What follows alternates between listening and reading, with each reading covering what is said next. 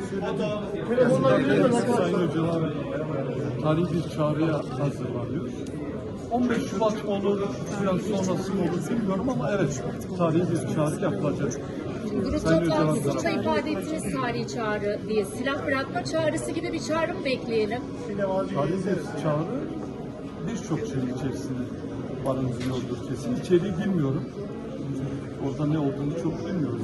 Geleneklerle, devletlerden aldığımız bilgilere göre konuşuyoruz ama muhtemelen bu çağrı içerisinde benzer şeylerin olma ihtimali yüksek. Tarih belli mi peki? Söyledim arkadaşlar, çok kısa bir sürede bir hazırlık var, bir çalışma var. Çok kısa bir tarihini belirtemiyorum. Yani 15 Şubat olabilir. Biraz sonrası olabilir. Yakın zamanda yeni bir ziyaret olacak mı? Bekleniyor mu? Henüz bu konuda bir netlik yok. Çağrıyı bekliyoruz. Peki.